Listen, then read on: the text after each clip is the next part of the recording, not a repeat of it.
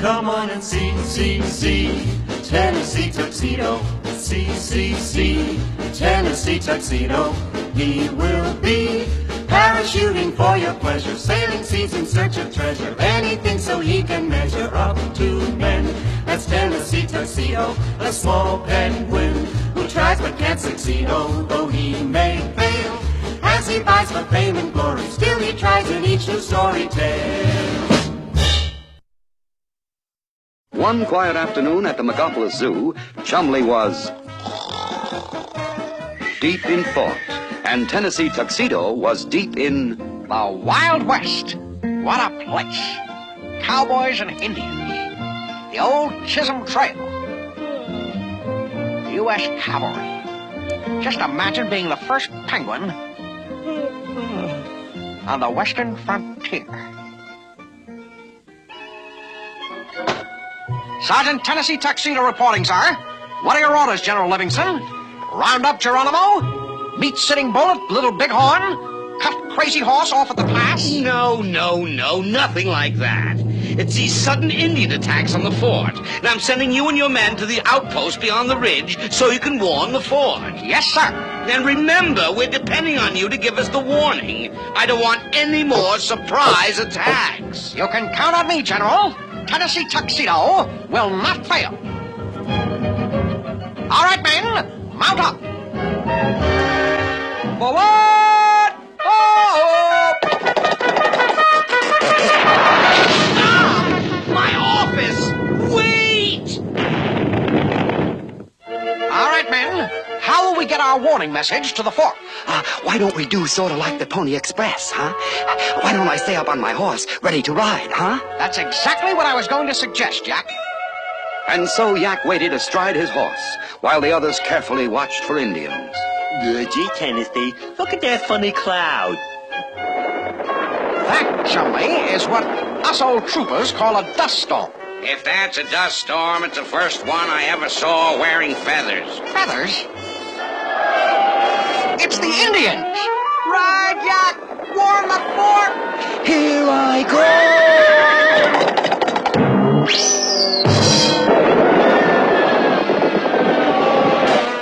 Well, Corporal Tennessee, what have you to say for yourself?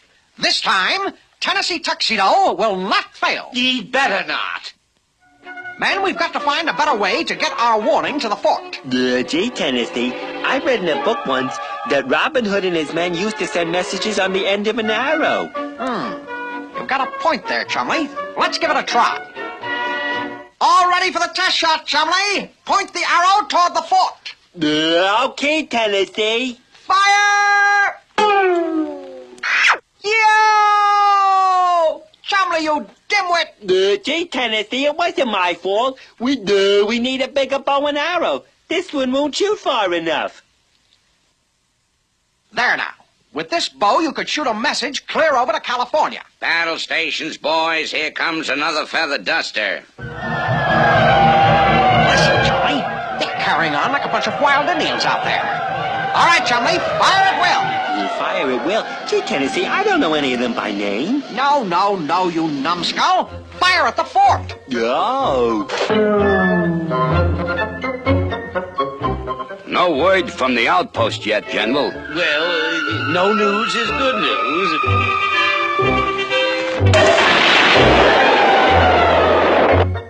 All right. Private Tennessee, if those Indians get by you with another surprise attack, I'll put you in the guardhouse for 6 months. Believe me, General, this time Tennessee Tuxedo will not... Oh, shut up. Man, I think the General is getting a little bit upset. Chumley and I are riding into Dodge City to see the one man who can help us. Come on, Chumley. Soon our heroes arrived at the office of Phineas J. Whoopi, the man with all the answers. So you see, Mr. Whoopi, I'll end up in the guardhouse if we don't find a surefire way to get our message to the fort. Well, if you want a surefire method, you might try smoke signals. Oh, get it? Oh, yes. Well, what you need is a telegraph. Tell her what? The telegraph. It was invented by Samuel Morse in 1840, and it greatly speeded up communication. How does the telegraph work? Well, why don't we make a simple one for you right now? First, we take a flat piece of wood with a small block of wood nailed on it. In front of the small block, we put in 2 iron nails with insulated wires wrapped around them and joining them together. Get all this down, Chumley. Check. Now, we nail this T-shaped piece of iron onto the block of wood so the top of the T is over the nails. Gee, Mr. Whoopi, that looks so easy even I could do it. Of course, my boy. Now, this is what is called our sounder.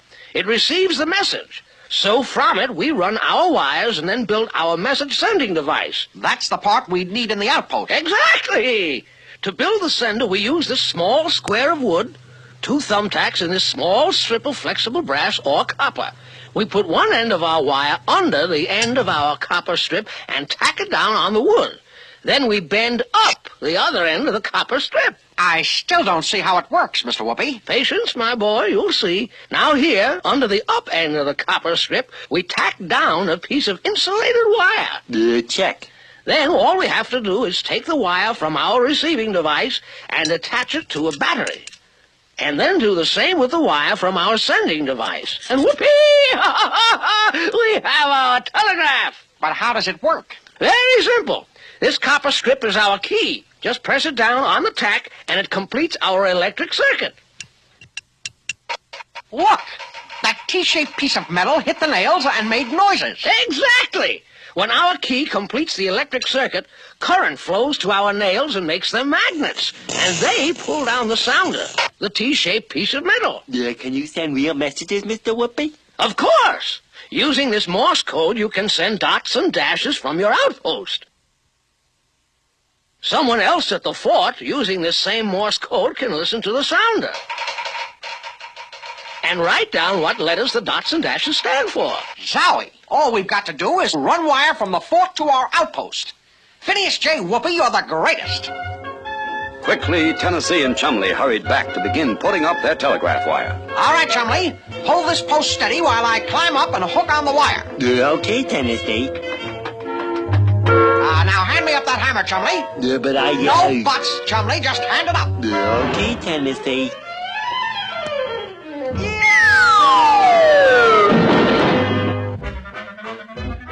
Finally, the telegraph was ready. What did I tell you, Chumley? Tennessee Tuxedo will not fail. With this telegraph, nothing can go wrong. All clear out there, men? 3 o'clock, and all's well. 3 o'clock and all's well. 3 o'clock and all's well. 3:01, and... All right. I get the idea. I'll send the all clear to General Livingston. I'll probably get a medal for this job.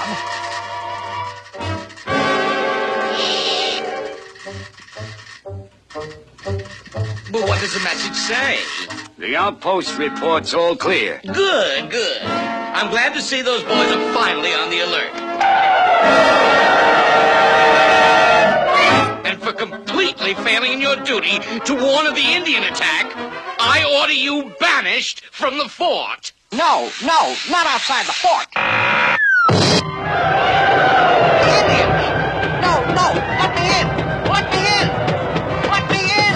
Let me in! Let me in! Gee, Tennessee, what were you doing outside? You woke me up. The next time you fall asleep, stay out of my dreams. What did I do wrong that time? Come on and see Tennessee Tuxedo. See Tennessee Tuxedo. Tennessee Tuxedo and his tail.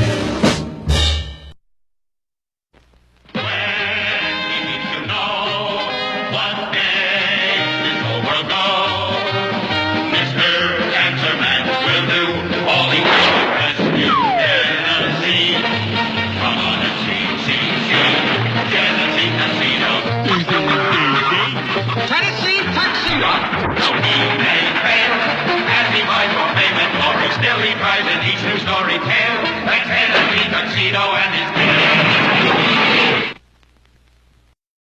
One afternoon at the Megapolis Zoo, Jerboa Jump, arch rival of Tennessee Tuxedo, was surrounded by a group of zoo friends and was holding them spellbound with stories of his rocket ship adventures. So there I was, see, ready to blast off. They started the countdown. 5, 4, 3, 2, 1, and kapooey! I was off at 4,000 miles an hour. Will you listen to that, Chumley? Will you listen to that? All those dopes falling for Jerboa's phony stories. Hey, who says they're phony? I do. Anybody can brag about riding in rockets. Talk is cheap. Yeah, well, it's not just talk, pal. I got clippings here to prove it. Look at that. Mice blast off from White Sands Proving Ground. Mice rocket the height of 36 miles. Aero B rocket hurls mice into space. Ha! How about that, smart guy? But how do we know that's you? Huh? Tell me that. I think you'd be too scared to get into a rocket, let alone blast off. Yeah? Yeah. I don't think those clippings are about you. Yeah? Well, it's a cinch they're not about a penguin, pal. If you notice, it says mice, pal. M-I-C-E, mice. Not P-E-S-T, penguin. Yeah? Well, I'll show you up, wise guy. Why don't you go fly a kite? That is about as close as you will ever get to being a big astronaut like me. Ha, ha, ha, ha. The nerve of that guy, Chumley. The nerve. I'll show him. We'll build a rocket of our own. Gee, Tennessee, we don't know about rockets. What's to know, Chumley? A rocket is just something that shoots into the air, right? Yeah. Well, there's more than one way to get shot into the air. Come on. All right now, Chumley. I'll close myself in the capsule, and when I say blast off, cut the rope, and the bed springs will shoot me into outer space. 5, 4, 3, 2, 1, blast off!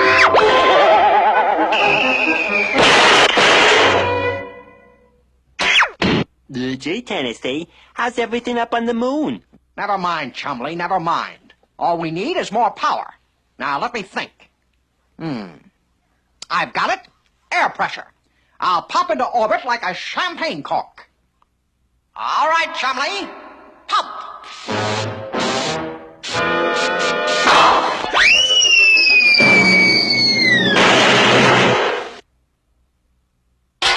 Take me to your leader. Very funny, Chumley.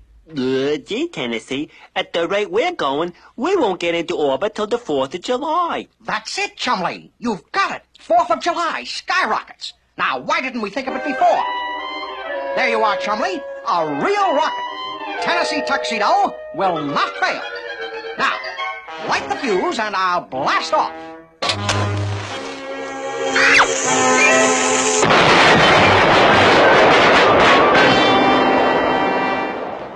Some blast off. Yeah, all blast and no off.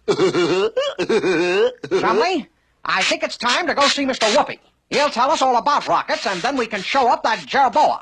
We'll use escape plan number 1212.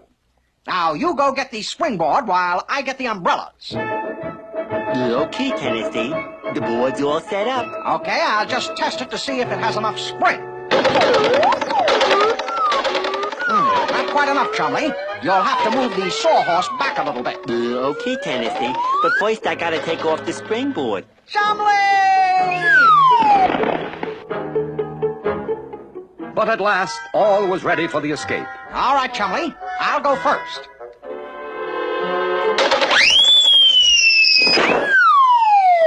Great, Chumley. Come on. Okay, Tennessee.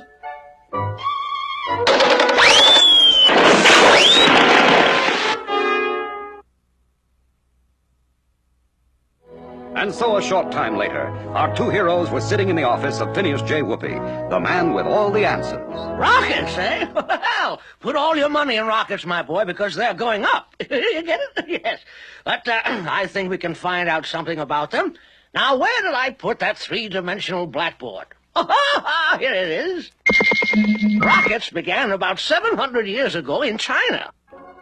The Chinese who invented gunpowder found that if they put the powder in a paper tube and blocked both ends, They got a firecracker. They found the firecrackers very amusing. Then one day, someone forgot to plug up one end of the firecrackers, and instead of exploding, it went... And whoopee! The rocket was born. Soon they found out that if they fastened a long stick to the back of the rocket, it would go in a straight line. But one ambitious gentleman fastened a number of rockets to his sedan chair in an effort to become the first astronaut. What happened? I know what happened. Precisely, my boy. It was a very short flight to nowhere. But gee, Mr. Whoopi, what does make a rocket go? Everybody knows that, Chumley. That explosion coming out of the rear of the rocket pushes against the air, and the rocket goes. Right, Mr. Whoopi? Wrong, Tennessee. The air has nothing to do with it. In fact, it works much better in space where there is no air to resist it. That's because it uses Isaac Newton's third law of motion. Law of motion? Yes. The law says that for every action, there is an equal and opposite reaction. Here, let me show you. Have you ever seen how a man stepping from a boat to the dock pushes the boat away at the same time? This is the action. Man toward dock. This is the reaction. Boat away from dock. Action, reaction. What has that got to do with a rocket? Well, let's look inside a rocket. When the fuel burns, it expands and has to rush out here. The action in this direction creates a reaction in this direction against the front wall of the rocket, which naturally pushes the rocket along. Action, reaction. Great. Great. Let's go. How much do you think it would cost to build a rocket big enough for Chumley and me? Oh, millions, my boy, millions. Gee, Tennessee, we haven't even got 10 cents. I know it, Chumley. Well, what are we going to do to show up that Jerboa? Well, I know how to take care of braggarts like Jerboa. I have an old friend over at the amusement park who might be able to supply just the kind of rocket you need. Let's go over and see. And the next morning, back at the zoo, Tennessee and Chumley were hard at work on a very strange contraption and attracting a large crowd of interested spectators. All finished, Tennessee. Good, Chumley. This ought to take care of Jerboa. What is it, Tennessee, huh? What is it, huh? It's a rocket, Yak. Oh, a rocket? Yep, I'll start it up. All right, step right up, folks, and feast your eyes on a genuine rocket ride straight from the world's largest amusement park. The thrill of a lifetime, folks, and it's free, free, free. That's it, my friends. I think that the honor of the first ride should go to that brave, courageous hero of outer space, Jerboa Jump. Hey, he's right. Yes, let Jerboa do it first, yeah. Step right up, Jerboa. I just remembered I got a very important meeting to go to, so if you don't mind, Nonsense, Jerboa. This won't take long. Come on, I'll strap you in. Strap me in? Sure. Don't they always strap you astronauts in? Come on. No. Hey, come on, what do you say? Look. Well, if he's that scared, I guess we'll just have to show him how it's done. Everybody ride.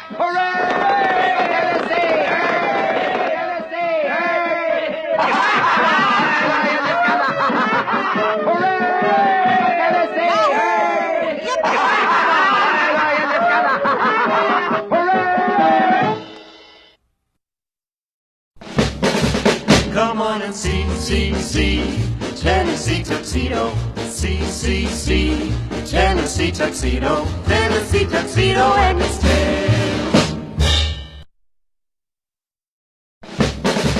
Come on and see Tennessee Tuxedo. See Tennessee Tuxedo. He will be parachuting for your pleasure, sailing seas in search of treasure, anything so he can measure up to men. That's Tennessee Tuxedo, a small penguin who tries but can't succeed, although he may fail. As he fights for fame and glory, still he tries in each new story tale.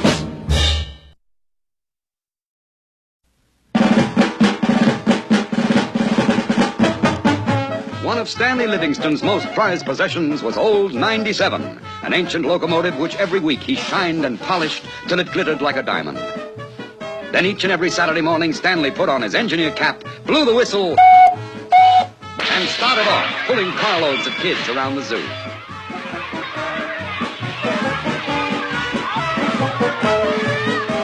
It was the high point in Stanley Livingston's week. However, one Friday afternoon, a sign was nailed up at the entrance to the zoo. It read, "Notice, no train ride this Saturday. Engineer going out of town." And a short time later, Tennessee and Chumley entered Stanley Livingston's office. You can take that sign down, Stanley. Chumley and I will be glad to take over and run the old 97 tomorrow. Oh, no. Tennessee, don't you go near that locomotive. Ooh, I shudder to even think of it. But think of all the kids, Stanley. Think of the No. I'm going to be back next Friday, so they'll only miss one ride. Meanwhile, don't you go near that train. Now out. But early the next morning, Chumley, when he realizes what we've done, he'll thank us for not disappointing all those kids. Besides, I always wanted to be an engineer. Well, there she is, Chumley. Gee, Tennessee, she's not even on the track. Don't be ridiculous, Chumley. She's on a side track. Now, see this switch? I'll just pull this lever, and when we start up, we'll roll right out onto the main track. Now, let's get her started up and take a trial run before the kids get here. But we don't know how. Nothing to it, Chumley. I've watched Stanley do it 100 times. and soon they had the engine all fired up and ready to go. All right, Chumley, we're ready to roll. Give us a toot on the tooter.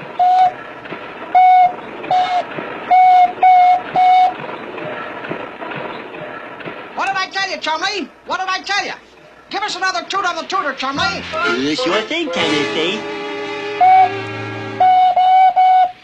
And it looked very much as though Tennessee was going to be successful for once.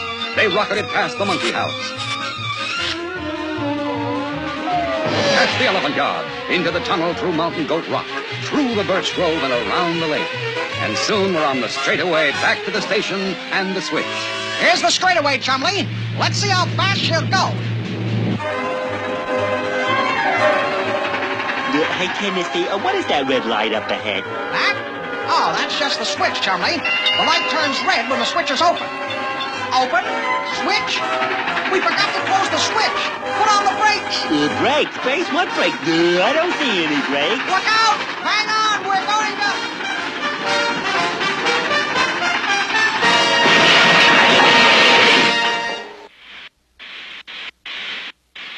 Gee, Tennessee, what a wreck. Just a few pieces jarred loose, Chumley.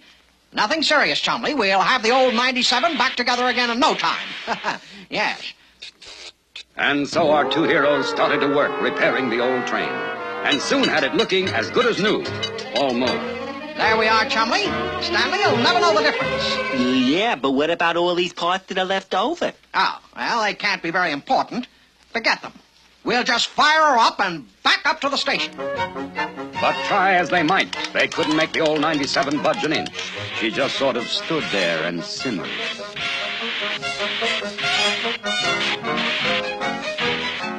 Gee, Tennessee, don't you think we'd better... Go see Mr. Whoopi. You're right, Chumley. Let's go. But how are we going to get out? Right out the main gate, Chum. Stanley's out of town, remember? And so Tennessee and Chumley walked boldly through the main gate of the zoo. Wait a minute, Tennessee. No train this Saturday. Big wreck. Chumley, come on. And soon they were seated in the office of Phineas J. Whoopi, the man with all the answers. And it just won't work, Mr. Whoopi. Yeah, and it better wait before Mr. Livingston gets back. Yes. I imagine he'll be pretty steamed up. Get it? Yes. Well, now, let's just use the old three-dimensional blackboard to learn a little bit about your locomotive. It's really just a steam engine on wheels. You see, when water is heated, it turns to steam. The steam engine works on a simple principle that steam occupies much more space than the water it came from. 1 quart of water makes hundreds of quarts of steam. The expanding steam furnishes power or pressure to run the engine. Very simple. Not to me. Well, then, here, let me show you. First, let's start with the water. We have to have something to put it in, and this is called a boiler. That's the long part of the engine. Right, my boy, right. And it is filled with water. Now, to turn the water into steam, we need heat. So at one end of the boiler, there's a firebox with a very, very hot fire. But how come the fire is at one end and the smokestack is at the other? Good point, good point.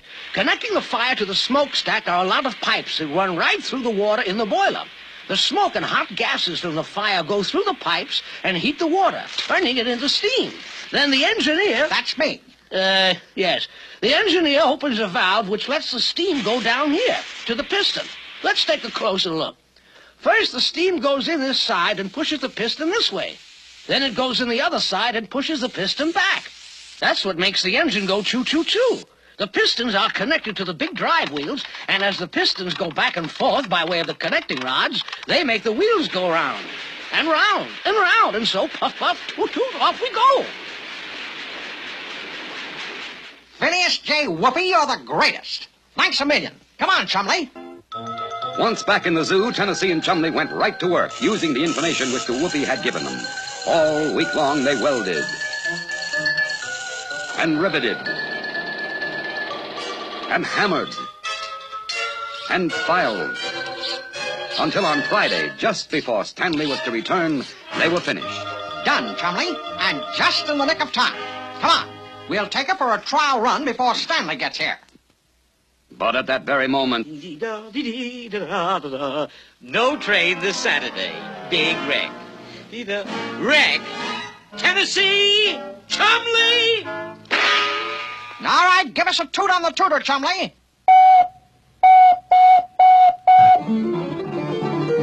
Wait! Stop!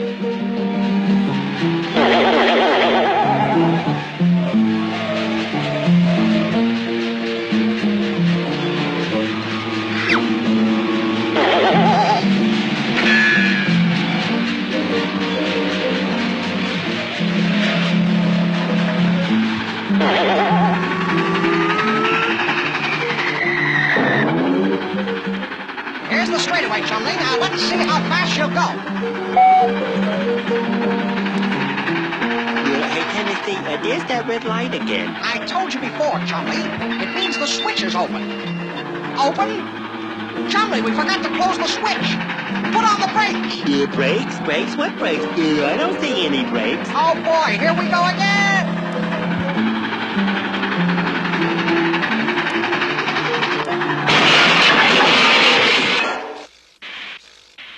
My train, my beautiful train, a total wreck. So, you want to play train, do you? Well, I'll fix that. and fix it he did. The next morning, the little train, loaded with children, pulled out right on schedule.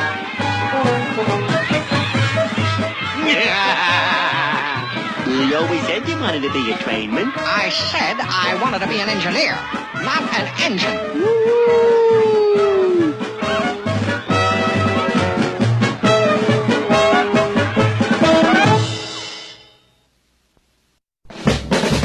Come on and see Tennessee Tuxedo. See Tennessee Tuxedo. Tennessee Tuxedo and his tail.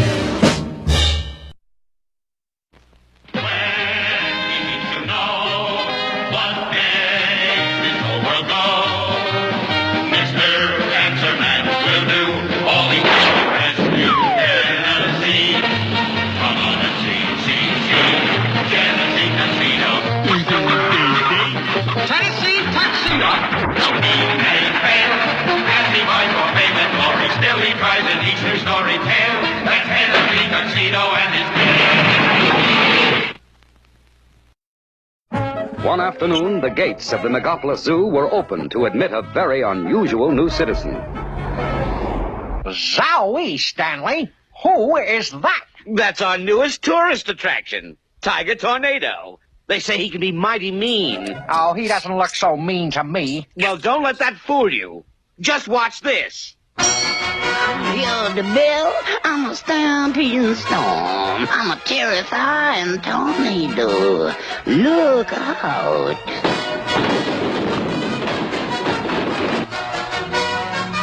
You see, whenever he hears the bell, he starts fighting. Now, I'm warning you, Tennessee, stay away from Tiger Tornado. Huh. Telling me, Tennessee, to stay away. Ridiculous.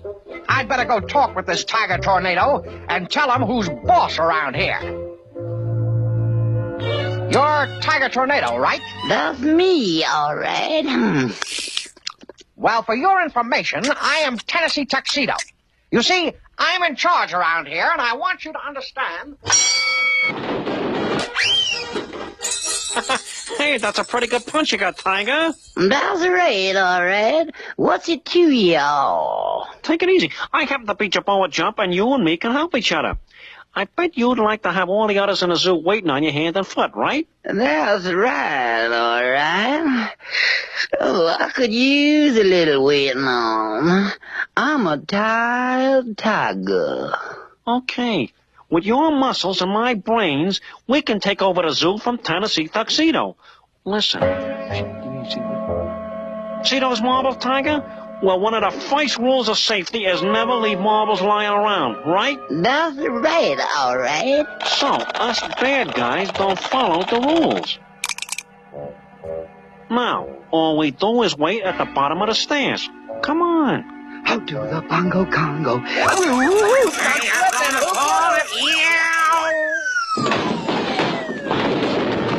That's just to show you guys you should only walk where I tell you to walk.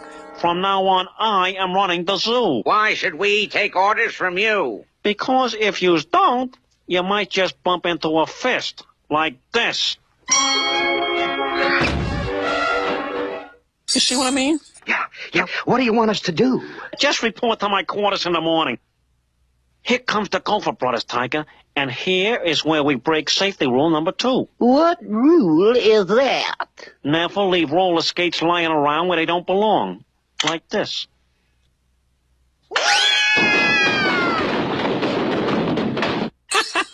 That was quite a ride, boys. If you don't want to go for another one, just remember that from now on, I am the boss of the zoo. You can't bully us, Jerboa. We aren't scared of you. Oh, no?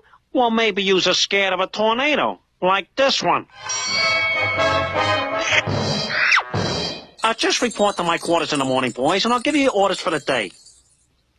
Now, we break safety rule number 3 by leaving these rakes out here instead of in the tool house where they belong. Who's that coming now, Jerboa? That is Alphonse the giraffe and Peanuts the elephant. And they are in for a little surprise. Well, now, fellas, what do you mean by walking on my rake? Looks like I'll have to teach you a lesson, unless, of course, you'll, By the next morning, Jerboa and Tiger had bullied all the zoo citizens into doing what they wanted. Here I go, Tiger.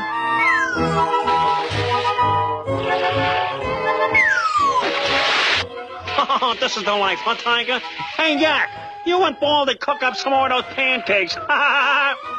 And Peanuts, get some fresh water in this pool the Gopher Brothers dug. Hop to it, you guys. Hop to it on the ball. Look at that, Chumley. Everybody waiting on those two, hand and foot, all because they're afraid of Tiger Tornado. What are we going to do? I know what, Tennessee. You see, I read in a book somewhere. You get Tiger to chase you around a tree, and then he runs and he runs and he turns into butter, and then we can make sandwiches and... Chumley, don't be ridiculous. There's only one way. Someone Tiger's size has got to stand up to him. And that's you. Me? You. But gee, Tennessee, you see, I'm not feeling too well. And Tiger, he's going to give you the thrashing you deserve. Oh, you all do it, Jerboa. I'm a tired tiger. Why, you overgrown pussycat, These two are always trying to get out of the zoo, Tiger. Perhaps you could give them a hand. I think we lost the fight, Tennessee. There's only one hope left, Chumley. Mr. Whoopi. So, this Tiger Tornado is beating up everyone, eh? Well, now, that is a story with a real punch. What you need is some special protection to even up the battle. Protection? A suit of armor, my boy. Let me show you on the three-dimensional blackboard. Men probably got the idea of armor from animals like the turtle or armadillo, who carry their armor with them. You see that, Chumley? Animals had the idea first. Oh, yes. Well, the first piece of armor for men was the shield. But soon the ancient warriors were not satisfied with just a shield. They wanted more protection. Zowie! That's probably what would happen to us with Tiger Tornado. Exactly, my boy. That's why the warriors developed armor which would cover their whole body. On their heads, they wore helmets. On their upper body, they wore cuirasses. And on their legs, they wore greaves. But how could they see what they were doing with those helmets on? Well, there was a visor which opened and closed. And even when the visor was closed, there were small openings in it so that the warrior could see and get air. Oh, yes, actually, with the visors closed, two warriors meeting couldn't tell whether they were friends or enemies. So they had to raise their visors to see. And that, my boy, is where the soldier's salute of today actually got started. Very interesting, Mr. Whoopi. But why did soldiers stop wearing suits of armor? Because of the invention of gunpowder, my boy, armor was fine against arrows, or spears, or swords, but not against bullets. I get it. But Tiger Tornado won't have any gun. So a suit of armor will be the perfect thing when Chumley fights him again. Again? And I just happen to have a suit of armor that should fit Chumley perfectly. And so it was that a short while later, back in the Megapolis Zoo... Hey, what are you guys doing back in the zoo, Tennessee? All right, men. You can stop slaving for these two. They won't bother you anymore. What do you say you knock it off? I mean, otherwise I might have to ring the bell. They're just a couple of phonies, man. Follow me out of here. Okay, wise guy, you asked for it. Get him, Tiger. I hear the bell. I'm a hit 'em hard hurricane. I'm a terrifying tornado. Look out. Chumley! Yow! Why, you... Yow! Beautiful, Chumley.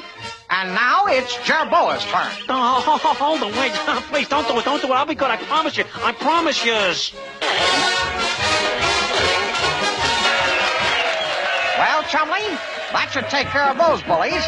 Jerboa jumped, ran like a rabbit. Yeah, look at Tiger Tornado. Yes, it looks like Tiger's going to get a real chance to cool off.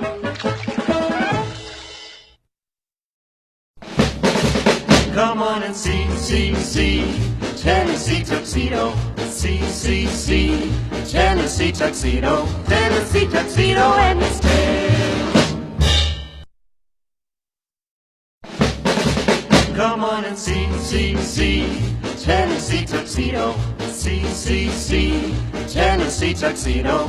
He will be parachuting for your pleasure, sailing seas in search of treasure, anything so he can measure up to men.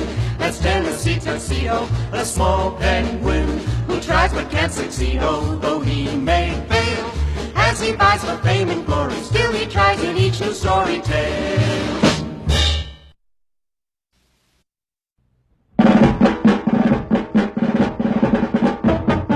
Ever since the day Tennessee's dog, Howler, rescued Stanley Livingston from the lake, the two had been fast friends.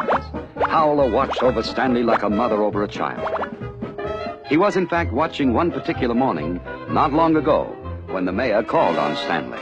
Good morning, Mr. Mayor. Good morning, Stanley. I've come to rehearse the ceremony with you. Your ceremony? Yes. Don't you remember? This afternoon I'm going to pin a medal on you for having the best-run zoo in the city. Oh, yes, indeed. That medal. Yes, I thought we could run through it a few times so there won't be any slip-ups later. Good.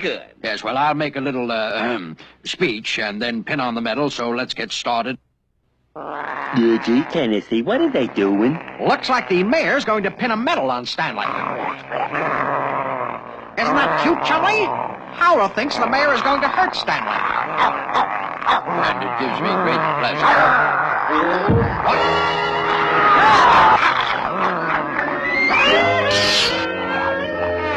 Stanley, what in thunder is a dog doing in this zoo? No dogs allowed. It's the law. I know, Your Honor, but this is a very special dog. He saved my life. Well, get him locked up then so I can get down from this tree. Yes, Your Honor. Yes, right away. Tennessee, take Howler and lock him up in the doghouse. Bolt the door. Nail it shut.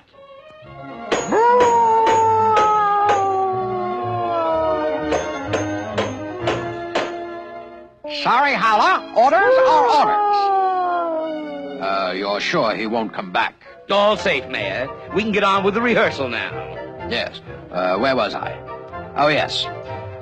Fellow citizens, we are gathered here today to...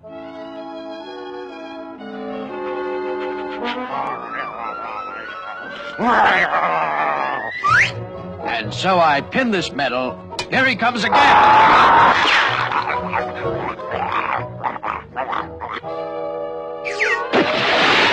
Livingston. Achoo. I thought you said he was... Achoo. Locked up. Well, he was, Your Honor, but he got away. This time, I'll take care of him myself.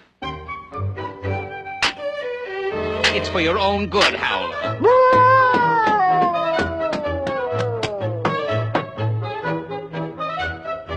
Now, shoo!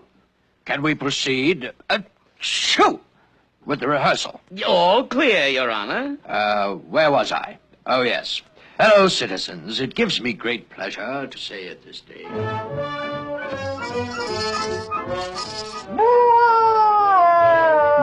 What's the matter, Howler, baby?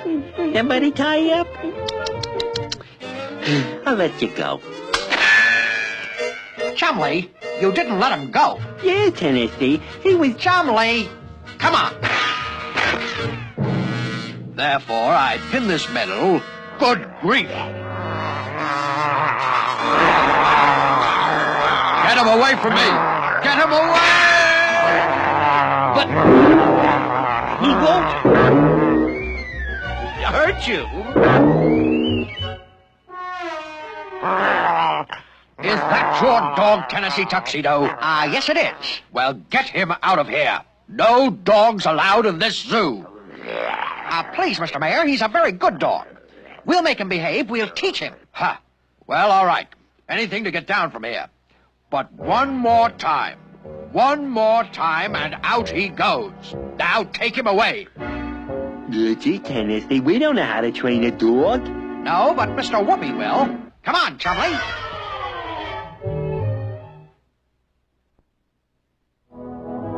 So, you want to give Howler obedience training, eh? Well, we'll have to bone up on that. Get it? Bone? Oh, yes, I always like a little humor. How old is Howler? About 8 months, I guess. Oh, just perfect. Serious training should not begin before dogs are 6 or 8 months old. Now, the first thing to remember is that a dog learns by association. He learns to do those things which have pleasant results, and he learns not to do those things which have unpleasant results. I get it.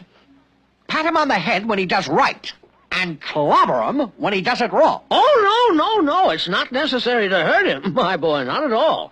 Just let him know you're displeased. Now, the most important piece of training equipment is the training collar. It is made of chain and is formed into a slip loop, like this.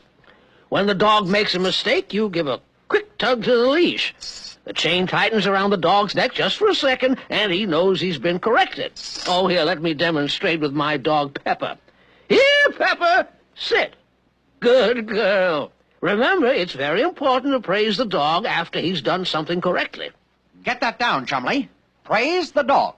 The first thing Howler is going to learn is to heel. That means walking along on your left side, or your right side if you prefer, with his head at your knee, like this. Then we'll teach him to sit and stay and to lie down on command. Down, and finally to come when called. Come, Pepper! Oh, good girl, good girl. And then... Wait a minute, Mr. Whoopi. How long is all this going to take? Oh, well, with a little hard work, maybe a couple of months. Months? Mr. Whoopi, we have to do it by the time the mayor comes back this afternoon. Oh, my. Well, he's a very exceptional dog. Oh, he's exceptional. Yeah, and smart, too. Well, then you may be able to teach him one thing in that short time. Well, if we can teach him only one thing, we'd better teach him to sit still so he won't chase the mayor. All right. To train a dog to sit, pull up on the leash, and at the same time push down on the hindquarters and say sit. Always remember to praise him when he does it correctly.